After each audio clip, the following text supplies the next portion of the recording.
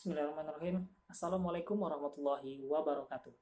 Perkenalkan, nama saya Muhammad Firdian, salah satu mahasiswa dari Perminatan Manajemen Rumah Sakit, Stika Sang Tua Pekanbaru semester 6. Di sini saya akan membahas tentang keselamatan pasien, materinya tentang keselamatan pasien untuk melengkapi tugas mata kuliah dari seminar rumah sakit.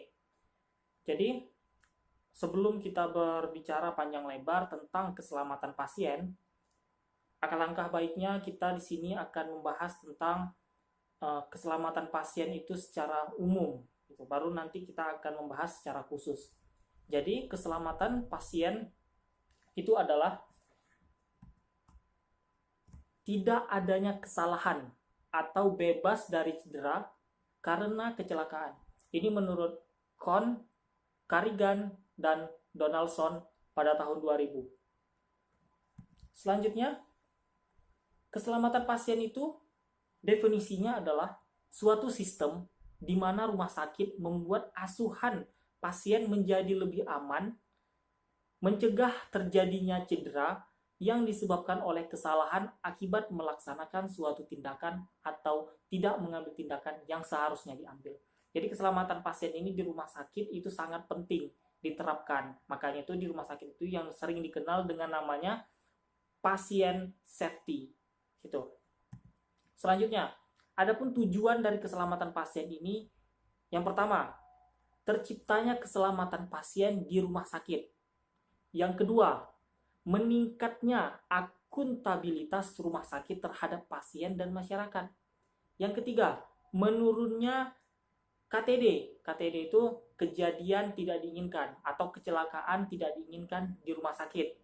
Yang keempat, terlaksananya program-program pencegahan sehingga tidak terjadi penanggulangan KTD. Jadi itu tujuannya. Ada 4 tadi tujuannya. Selanjutnya yaitu adapun aspek hukum terhadap keselamatan pasien. Aspek hukum di sini adalah yang mendasari, hukum yang mendasari tentang rumah sakit. Yang pertama, ya, undang-undang tentang rumah sakit, yaitu ada undang-undang nomor 44 tahun 2009 tentang rumah sakit, ya. Nanti kita akan bahas. Yang pertama di sini kita akan membahas tentang pasal 53 ayat 3 undang-undang nomor 36 tahun 2009. Undang-undang ini tentang kesehatan, ya. Di mana pada poin pasal 53 ayat 3 menjelaskan bahwasannya pelaksanaan pelayanan kesehatan harus mendahulukan keselamatan nyawa pasien. Jadi, pada saat-saat emergensi, rumah sakit itu memang harus mengutamakan keselamatan pasien.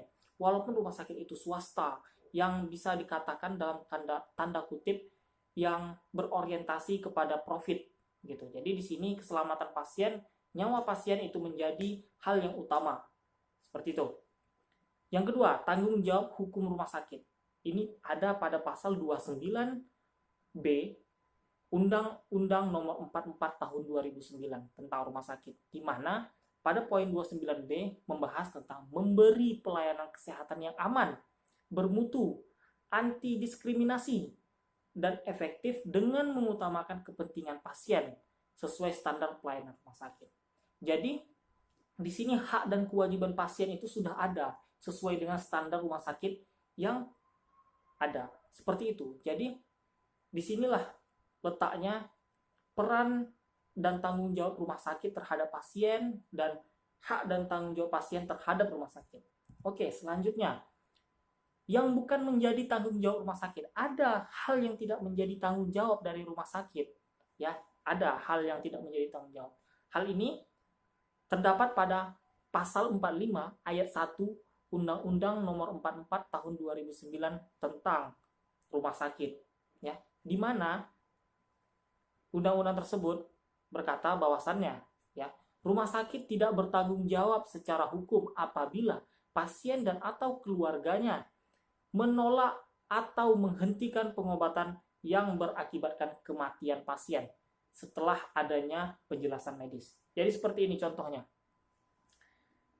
Ada seorang pasien akan dilakukan operasi. Operasi ini dijelaskan oleh dokter efek sampingnya seperti ini ya.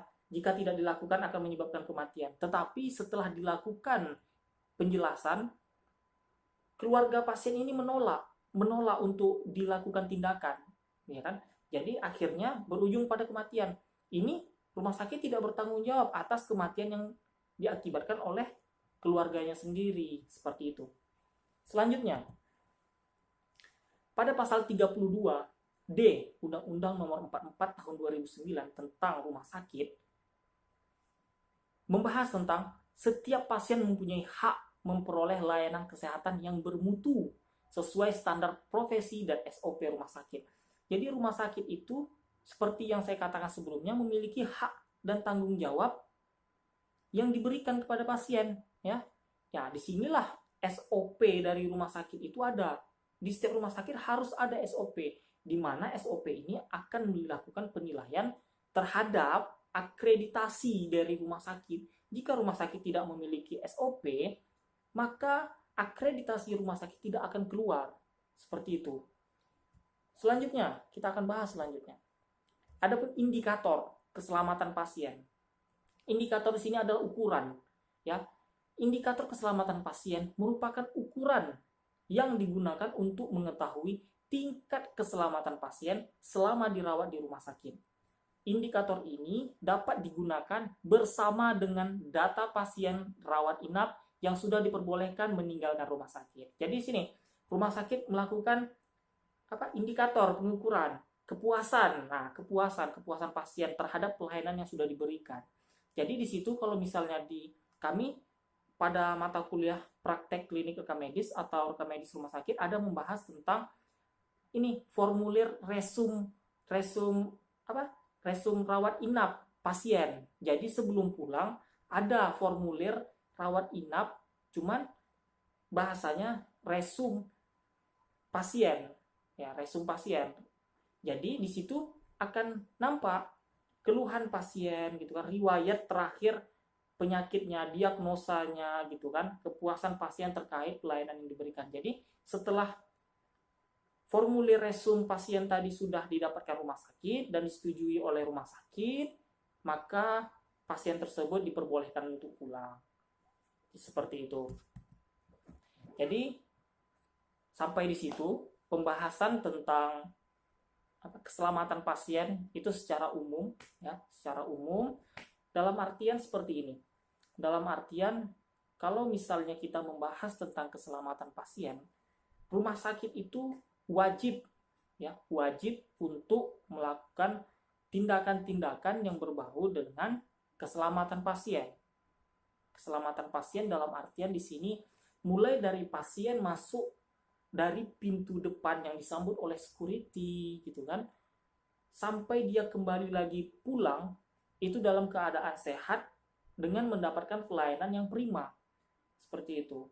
Rumah sakit memiliki tugas dan tanggung jawab bagaimana untuk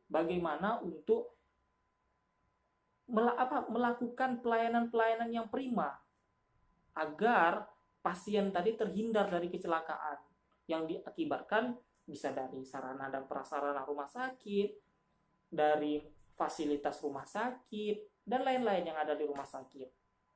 Jadi hal itu memang perlu menjadi bahan pertimbangan rumah sakit untuk meningkatkan pelayanan terhadap pasien seperti itu, meningkatkan kualitas mutu. Nah, di sini membahas tentang mutu.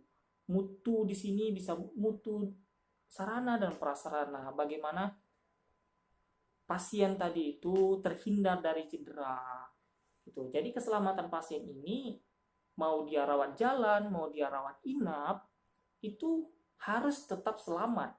Selama dia berada di dalam rumah sakit, dia dijamin keselamatannya oleh rumah sakit. Disitulah peran dan tanggung jawab rumah sakit. Kemudian dari pasien pun harus mengetahui hak dan tanggung jawab pasien itu, hak dan kewajiban pasien itu terhadap rumah sakit seperti apa. Jadi jangan membuat rumah sakit itu seolah-olah rumah sakit telah memberikan pelayanan yang maksimal, cuman pasien tadi tidak mau menerima. Akhirnya diangkat ke publik, dipublikasikan, rumah sakit ini tidak tidak memberikan pelayanan yang maksimal kepada saya dan lain-lain sebagainya, itu bisa berakibat fatal. Nanti ujung-ujungnya itu bisa berakibat kepada jalur hukum seperti itu. Kemudian malpraktik, tadi dibahas juga, rumah sakit tidak bertanggung jawab atas kesalahan yang diakibatkan oleh keluarganya sendiri atau yang diakibatkan oleh pasien itu sendiri. Dalam artian seperti ini, setelah mendapatkan penjelasan dari pihak medis, ya pasien ini harus ditangani seperti ini, efek sampingnya seperti ini. Tetapi dari keluarga pasien tidak ingin itu dilakukan. Akhirnya terjadilah meninggal dunia di rumah sakit. Jadi rumah sakit tidak akan bertanggung jawab terhadap hal itu karena rumah sakit telah menjelaskan efek samping dari yang dilakukan ini, tindakan yang dilakukan ini gitu kan. Tetapi keluarga tidak mau, ya. Keluarga tidak mau, jadi yaitu tanggung jawab dan keluarga. Jadi ketika keluarga mengangkat hal itu ke dalam jalur hukum, ya, itu bisa dikenakan sanksi karena rumah sakit dalam hal ini tidak bertanggung jawab akan hal itu. Jadi mungkin hanya itu yang dapat saya sampaikan pada pertemuan kali ini. Kurang dan lebih saya mohon maaf. Bila ada kata yang salah saya mau dimaafkan. Wabillahi taufiq wal hidayah, waridho wal inayah. Wassalamualaikum warahmatullahi wabarakatuh.